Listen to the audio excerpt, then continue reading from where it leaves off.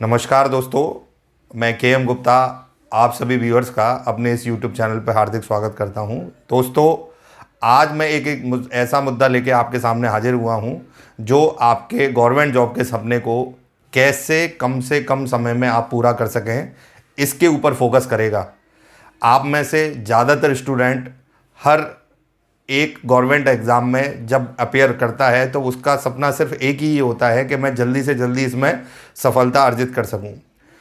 Most of the student graduation करने के बाद एक गवर्नमेंट जॉब की तलाश में होते हैं जिससे कि वो एक सिक्योर फ्यूचर देख सकें। तो आज के इस वीडियो में मैं आपको अपने वास्ट एक्सपीरियंस से कुछ ऐसे एग्ज़ाम्स के बारे में बताऊंगा जो वर्तमान समय में कम से कम समय में आपके सरकारी नौकरी के सपने को सच करने में मदद कर सकते हैं। दोस्तों, इस वीडियो को अंत तक ज़रूर देखिएगा। हो सकता है ये वीडियो आपके जीवन में बहुत बड़ा परिवर्तन लेके आ जाए और आप जिस एग्ज़ाम से दूर भाग रहे हैं, हो सकता है उसी एग्ज़ाम में जाके आप बहुत कम समय में अपने गवर्नमेंट जॉब के सपने को क्या कर सकें, सच कर सकें।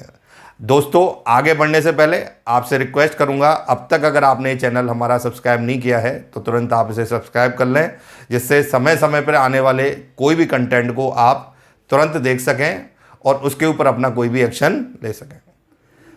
दोस्तों, मैं सबसे पहले एक एग्जाम्पल से शुरुआत करता हूं। मान लीजिए आप अपनी जब कोई भी डिग्री, एलिजिबल डिग्री पूरी कर लेते हो, जैसे मान लीजिए ग्रेजुएशन पूरा कर लिया, पोस्ट ग्रेजुएशन पूरा कर लिया, या अगर स्कूली शिक्षा में बात करूं तो 10+2 कंप्लीट कर लिया। तो कुछ बच्चे ऐसे होते हैं जिनका एक ही ड्रीम होता है कि हमें कोई एक गवर्नमेंट जॉब मिल जाए जिससे कि हम आगे अपना समय, अपना फ्यूचर बहुत प्रॉपर वे में डिजाइन कर सकें या शेप कर सकें। तो ऐसे में आपको कई एग्ज़ाम के बारे में पता होता है, पर लेक ऑफ गाइडेंस के कारण आप उन एग्ज़ाम से हमेशा दूर रहते हैं। मैं एग्जाम्पल के तौर पे आपको बताता हूं, जैसे एक यूपीएससी के बारे में हम चर्चा करते हैं। यूपीएससी हर साल एक सिविल सर्विसेज का एग्ज़ाम आयोजित करती है। अभी अगर हम उस एग्ज़ाम का प्रोसेस देखें तो उस एग्ज़ाम के प्री से लेके और फाइनल ईयर तक का जो सफ़र है वो लगभग 12 से 13 महीने में पूरा होता है और अगला एग्ज़ाम होने से पहले फाइनल ईयर डिक्लेयर कर दिया जाता है। जैसे इस बार का मैं जैसे स्टेटस बताऊं आपको, तो 28 मई को आपका एग्ज़ाम था प्री का, पर 21 मई तक यूपीएससी ने अपना पुराना रिजल्ट डिक्लेयर कर दिया, जिससे बच्चे के दिमाग में ये पिक्चर क्लियर हो जाती है कि अगर मेरा इसमें सिलेक्शन नहीं हुआ तो मैं अगले एग्ज़ाम में अपीयर कर सकता हूँ। तो दोस्तों, अभी वर्तमान समय में मैं 2 ऑर्गेनाइजेशन के बारे में चर्चा करूँगा जहाँ मासेस ऑफ द स्टूडेंट्स ज़्यादातर अपीयर होते हैं, और वो 2 ऑर्गेनाइजेशन ऐसे हैं जो बहुत कम से कम समय में आपके गवर्नमेंट जॉब को आपको दिला सकते हैं। जैसे सबसे पहले मैं बात करने जा रहा हूँ एसएससी की, स्टाफ सिलेक्शन कमीशन, जो मुख्यतः 4-5 परीक्षाएं हर साल आयोजित करता है, जिनमें सबसे बड़ी परीक्षा है combined graduate level exam, CGL exam. Second number पे अगर हम गए सीपीओ एग्ज़ाम, इसके बाद आता है सीएचएसएल एग्ज़ाम और स्टेनोग्राफर एग्ज़ाम और एमटीएस एग्ज़ाम। ये परीक्षाएं 4-5 जो मैंने बताई हैं ये हर साल आयोजित होती हैं। अभी स्टूडेंट सबसे ज़्यादा यही चाहता है कि जब मैं परीक्षा दूं तो मुझे जल्दी से जल्दी परिणाम मिलना चाहिए। एसएससी ने 2022 से सीजीएल के सिलेबस में काफ़ी परिवर्तन कर दिए, जिससे उसकी प्रोसेस फास्ट हो गई। इसका एक नवीनतम उदाहरण मैं देता हूँ। 2022 से मेंस एग्ज़ाम का पूरा सिलेबस चेंज कर दिया गया। जैसे पहले मेंस में मैथमेटिक्स और इंग्लिश का ही स्कोप था, पर वर्तमान समय में रीजनिंग और जीके को भी जोड़ दिया, और जितनी भी प्रक्रियाएं मेंस के बाद होती थी वो सारे मेंस में ही ऐड कर दिए गए, जिससे कि जो प्रक्रिया में लगने वाला समय है वो कम से कम रहे। तो इसका एक बहुत बढ़िया परिणाम देखने को मिला। एसएससी ने 2022 के सीजीएल के लिए सितंबर में एडवर्टाइजमेंट जारी किया 2022 में, और अभी मार्च अप्रैल तक लेके उन्होंने अपना फाइनल रिजल्ट क्या कर दिया, डिक्लेयर कर दिया। मतलब लगभग 6 से 7 महीने में बच्चे को सारी प्रोसेस से गुजरने का मौका मिल गया और उसके हाथ में 6-7 महीने के बाद एक जॉब है, जो अपने आप में ही एक बहुत बड़ी उपलब्धि है। अभी 23 की प्रोसेस पाइपलाइन में है। जुलाई में प्री एग्ज़ाम होना है, मे भी पॉसिबल सितंबर अक्टूबर में मेन एग्ज़ाम हो जाएगा, और जहाँ तक मुझे लगता है नवंबर दिसंबर तक इसका भी फाइनल ईयर डिक्लेयर कर दिया जाए और एक नई प्रोसेस जनवरी तक 2024 के सीजीएल के लिए चालू कर दी जाए। तो इस समय जो सबसे पहला बड़ा मौका आपको दे सकती है वो एसएससी दे सकती है। आप ऐसे में अगर 6 या 7 महीने के अंदर अगर अपने आप को मेहनत के एक सागर में डुबो दें तो बहुत जल्दी आपको परिणाम मिल सकता है। इसके साथ ही जैसे अन्य एग्ज़ाम की बात करूं, सीपीओ की बात करूं, सीएचएसएल है, स्टेनोग्राफर है, सेम प्रोसेस इनमें भी फॉलो होगा।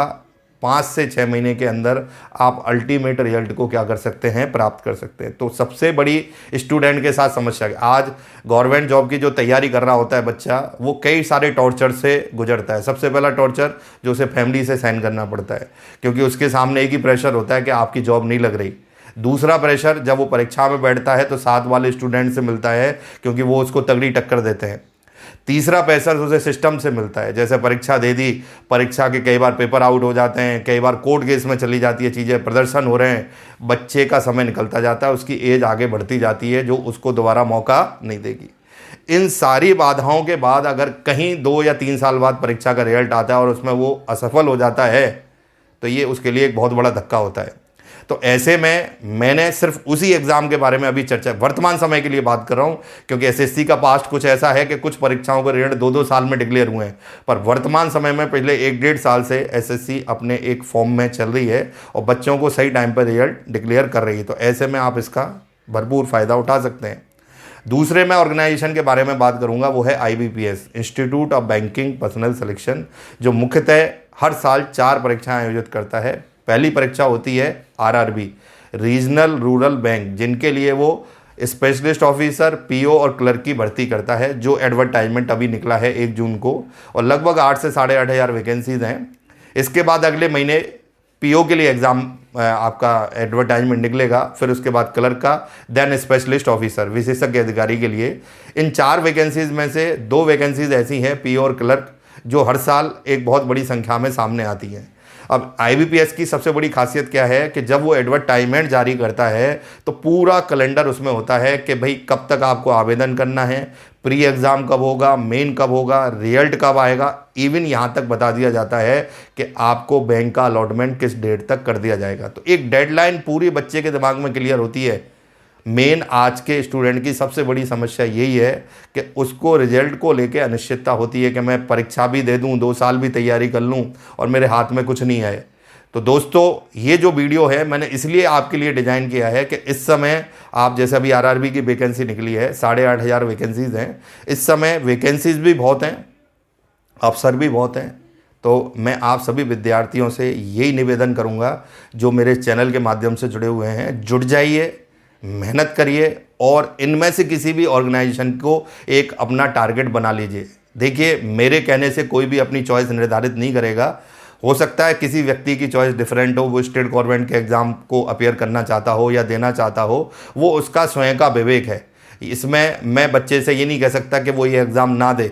बाकी मैं बस बच्चे को यही समझाना चाहता हूँ कि अगर आपको क्विक रिजल्ट चाहिए, अपनी मेहनत का तुरंत परिणाम चाहिए, तो जो 2 ऑर्गेनाइजेशन मैंने आपके सामने रखे हैं, लगता है कि ये बहुत कठिन है, कई बच्चे इनसे कठिन होने की वजह से दूर भागते हैं। आज की डेट में हर छोटा एग्ज़ाम कठिन है। एक छोटे से, अगर आप ग्रुप D के रेलवे के एग्ज़ाम को भी देखें तो वहाँ करोड़ों बच्चे बैठ जाते हैं परीक्षा में। तो कंपटीशन तो वहाँ भी है, हर जगह प्रतियोगिता है, बस उसमें आपको अपने आप को पेश करना है इस तरीके से कि मेरी मेहनत का परिणाम मुझे मिल जाए। एक्चुअल में क्या होता है, जब बच्चा लंबे समय तक तैयारी करता है और उसको परिणाम नहीं मिलता है तो वो निराशा के सागर में चला जाता है। अगर 6 महीने में उसको परिणाम मिल जाए, अगर वो नेगेटिव भी है, तो वो ये सोच लेता है कि अगली प्रोसेस आगे खड़ी है, अगले 6 महीने बाद में हो सकता है इसमें क्या हो जाऊंगा, सफल। तो मैं आपसे यही रिक्वेस्ट करूंगा, जो चीज़ मैंने आज आपके सामने रखी है उस पर ध्यान दीजिए और अपने करियर को शेप करने की कोशिश करिए। दोस्तों, इस नॉलेजफुल वीडियो का आपके ऊपर क्या प्रभाव हुआ, आपको कैसा लगा ये वीडियो, इसमें दी गई जानकारी आपको किस तरीके की लगी, इस पे अपनी राय ज़रूर दीजिए कमेंट के माध्यम से। पसंद आया है दोस्तों तो वीडियो को लाइक करें, ना पसंद आया तो डिसलाइक भी करें, और अगले वीडियो में हम आपके सामने हाजिर होंगे ऐसी ही कुछ महत्वपूर्ण जानकारी लेके, जिससे कि आप अपने करियर को संवार सकें और अपना भविष्य बना सकें। Thank you very much.